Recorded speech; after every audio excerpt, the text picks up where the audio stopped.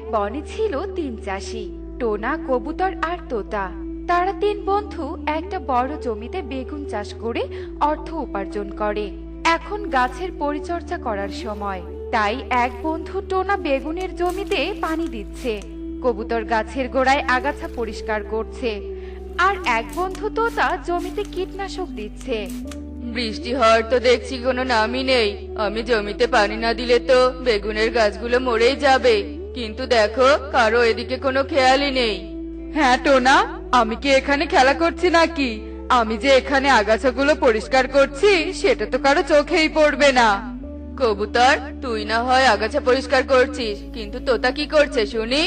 তা জমিতে শুধু পানি দিলে আর আগাছা পরিষ্কার করলে হবে? সারও তো দিতে হবে নাকি? সার কে দিবে শুনি? সার ছাড়া কি গাছের বৃদ্ধি হবে? হয়েছে, কথা বাড়াস না তো। সকাল থেকে কাজ করছি, চল এখন গিয়ে একটু বসি। ঠিক বলেছিস বন্ধু, সেই সকাল থেকে কাজ করছি, খুব খিদে পেয়েছে। এরপর তিন বন্ধু মিলে একটা গাছের নিচে গিয়ে বসে পড়ে। কি ব্যাপার, আমাদের গিন্নিরা গেল কোথায়? এতক্ষণ তো খাবার নিয়ে আসার কথা, ওরা এখনো আসছে না যে?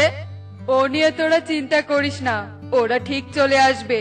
ততক্ষণে আমরা একটু বিশ্রাম করে নেই। এমন সময় দেখা যায় টোনা, কবুতর ও তোতার স্ত্রীরা হাতে করে তাদের স্বামীর জন্য খাবার নিয়ে আসছে। আর বলো না, আজ রান্না করতে করতে অনেকটা দেরি হয়ে গেছে। আচ্ছা টুনি, কবুতরের বউ না হয় রান্না করতে দেরি করেছে, কিন্তু তুমি তুমি এত দেরি করলে কেন? সে কি কথা, আমি একা আসবো নাকি টোনা? আমি তো ওদের দুজনের জন্যই অপেক্ষা করছিলাম। আচ্ছা ঠিক আছে টোনা, আর কথা বাড়িয়ে লাভ নেই, চল এখন আমরা খাবার খেয়ে নেই। এরপর টুনি, সুখী পায়রা ও মিষ্টি টিয়ে তাদের স্বামীদের খাবার খেতে দেয়, আর তারা তিন বন্ধু খাবার খেয়ে নেয়। আর খাওয়া শেষ হলে তারা আবার কাজে লেগে পড়ে, আর এভাবেই বেশ কিছুদিন কেটে যায়। কবুতর, চল আজ বেগুন ক্ষেতটা দেখে আসি। এতদিনে মনে হয় গাছে বেগুন ধরেছে, বেগুনগুলো তো আবার বিক্রিও করতে হবে। হ্যাঁ টোনা, চল চল, আমরা তিনজন ক্ষেতটা দেখে আসি। আরে বাহ, বেগুন গাছে তো অনেক বেগুন হয়েছে। আমার মনে হয় বেগুনগুলো তুলে আজই বাজারে বিক্রি করে আসা উচিত। হ্যাঁ কবুতর, তুই ঠিক বলেছিস, খেতে বেশি দিন বেগুনগুলো ফেলে রাখা ঠিক হবে না। তাহলে চল আমরা বেছে বেছে বড় বেগুনগুলো তুলে ফেলি। এরপর তিন বন্ধু ক্ষেত থেকে বেগুন তুলে তিনটা ঝুড়ি ভর্তি করে, আর তা বাজারে নিয়ে যায় বিক্রি করতে। আর বেগুন বিক্রি করে তারা বেশ অনেক টাকা পায়। আর তিন বন্ধু টাকাগুলো ভাগ করে নেয়, আর তারপর যে যার বাড়িতে চলে যায়।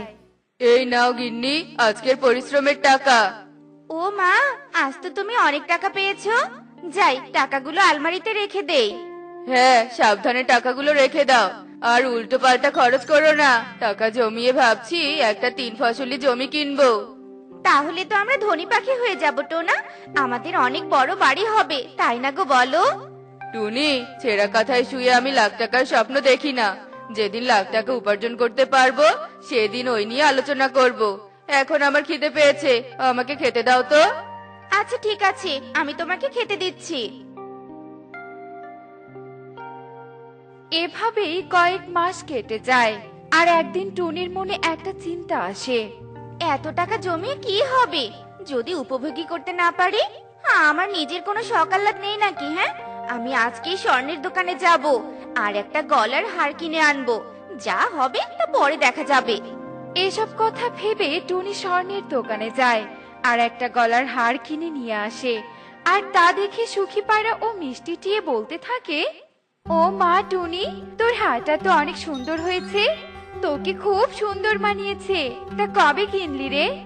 সুখী দিদি, আমি আজকে এই হারটা কিনেছি, তুমিও কিনবে নাকি? হ্যাঁ টুনি, কিনবো। সে কবে থেকে আমার একটা হার কেনার ইচ্ছে, আজ তা পূরণ করব।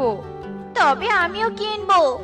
ঠিক আছে, আয় তবে দুজনে আমরা স্বর্ণের দোকানে যাই।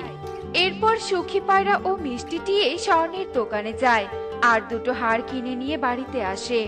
টোনা, দেখো তো আমাকে কেমন লাগছে। টুনি, তোমাকে অনেক সুন্দর লাগছে, কিন্তু তুমি আমাকে না বলে এতগুলো টাকা খরচ করলে। এ কেমন কথা টোনা, তোমার টাকা কি আমার টাকা নয়? হ্যাঁ, আমাদের দুজনেরই টাকা, কিন্তু এতদিনের জমানো টাকা তুমি একদিনেই খরচ করে ফেললে। টোনা, আমার ভুল হয়ে গেছে। ভুল হয়ে গেছে মানে? তোমার ভুলের খেসারত আমি দেব নাকি? আমি কিচ্ছু জানতে চাই না, যে করেই হোক আমি টাকা চাই। কবুতর, আমাকে কয়েকটা দিন সময় দাও, আমি তোমাকে টাকাটা ফেরত দিয়ে দিব। আচ্ছা ঠিক আছে, আমাকে 1 মাস সময় দাও, তোমার টাকা আমি তোমাকে বুঝিয়ে দিব। কথাটা মনে থাকে যেন। বন্ধু, বিলাসিতার একটা সীমা থাকে। আমরা খেটে খেটে রোজগার করি ভবিষ্যতের কথা ভেবে, আর আমাদের বউরা সেগুলো সব উড়িয়ে দেয়। এসব কথা টোনা যখন বলছিল, তখন টুনি, সুখী পায়রা ও মিষ্টিটিয়ে সেখানে আসে আর বলতে থাকে, শোনো টোনা, আমরা 3 জনে একটা পরিকল্পনা করেছি। কি পরিকল্পনা? আমরা 3 জনেই বেগুনের বড়ার দোকান দিব। সেটা কিভাবে? আমরা তোমাদের কাছ থেকে বেগুন কিনে নিব, তোমাদের আর বাইরে বেগুন বিক্রি করতে হবে না। আমরাই তোমাদের কাছ থেকে বেগুন কিনে নিয়ে আর সেগুলো অন্য কায়দায় বিক্রি করব। কিন্তু তোমরা আমাদের টাকা দিবে কি করে? প্রথম দিন আমরা তোমাদের কাছ থেকে ধারেই বেগুন নিব, পরের দিন সেগুলো বিক্রি করে তোমাদের সব টাকা শোধ করে দিব, আর লাভের টাকাটা জমিয়ে রাখবো। ও আচ্ছা, ঠিক আছে, তাহলে তোমরা 3 জন দোকান দাও। এরপর টুনি, সুখী পায়রা ও মিষ্টিটিয়ে একসঙ্গে বাজারে একটা বড় বেগুনের দোকান দেয়, আর তারা 3 জনেই বেগুনের বড়া বিক্রি করতে থাকে। আর দেখতে দেখতে তাদের দোকানের বেগুনের বড়া বিক্রি হয়ে যায়, আর তারা বেশ কিছু টাকা লাভ করে। এভাবেই তারা 3 মাস বেগুনের বড়া বিক্রি করে, আর বেশ কিছু টাকা তারা জমা করে। টুনি, 3 মাস তো হয়ে গেল, এবার বলো তোমরা 3 জনে কত টাকা আয় করতে পেরেছো? আমি আয় করেছি 20,000 টাকা। আর আমার আয় হয়েছে 15,000 টাকা। আর আমার হয়েছে 25,000 টাকা। আরে বাহ, এটাই তো চাই। টুনি, তুমি গয়না কিনেছো 15,000 টাকা দিয়ে, আর আয় করেছো 20,000 টাকা। আমাকে 15,000 টাকা দিলেও তোমার কাছে আরো 5,000 টাকা থাকবে। টোনা, আমি তোমাকে সব টাকাই দিয়ে দিতে চাই, কিন্তু টাকাগুলো তোমাকে দিতে খুব কষ্ট হচ্ছে। সারা মাস খেটে রোজগার করেছি তো। এবার বুঝেছো তো কষ্টের সম্পদের মূল্য কতটা? হ্যাঁ টোনা, বুঝতে পেরেছি। নিজে খেটে রোজগার করার অর্থের মূল্য আমরা বুঝতে পেরেছি। তাই আমরা এই ব্যবসা বন্ধ করব না। তোমরা বেগুন চাষ করবে আর আমরা ব্যবসা করব, আর তাহলে খুব সহজেই তোমরা 3 ফসলি জমি কিনতে পারবে। এতদিনে তোমাদের 3 জনের মাথায় সুবুদ্ধি হয়েছে। হ্যাঁ, সবে মিলে করি কাজ, হারি জিতে নাহি লাজ। এভাবেই 3 গরিব চাষির বিলাসী স্ত্রীরা ধীরে ধীরে পরিশ্রমী হয়ে ওঠে। আর টোনা, কবুতর ও তোতা 3 জনই সুন্দর করে 3টা বাড়ি তৈরি করে আর সুখেই দিন কাটাতে থাকে। টুকি, টুকি, এই টুকি, এই মেয়েটাকে নিয়ে আর পারি না বাপু। কোথায় যে চলে গেছে তা কে জানে। একটু যে আমার কাজে সাহায্য করবে তা নয়, সারা দিন টই টই করে ঘুরে বেড়ায়। ওকে খুঁজে আর লাভ নেই। যাই, কলা বাগানে যাই, অনেক কাজ পড়ে আছে। এরপর টুনি কোদাল নিয়ে তার কলা বাগানে যায়। টুনি কলা বাগানে গিয়ে দেখে তার মেয়ে টুকি কলা গাছে জল দিচ্ছে। তুই এখানে, আর আমি তোকে সারা বাড়ি খুঁজছি। তুমি তো সারাক্ষণ আমাকে শুধু বকো যে আমি কোনো কাজ করি না, আমি নাকি অকর্মা দেখি। তাই তো আজ কাজ করতে কলা বাগানে এসেছি। দেখো মা, আমি সব গাছে জল দিয়েছি, দেখেছো আমি কত কাজ করেছি। এখন বলো, আমি তোমার লক্ষ্মী মেয়ে? হ্যাঁ মা, তুই আমার লক্ষ্মী মেয়ে।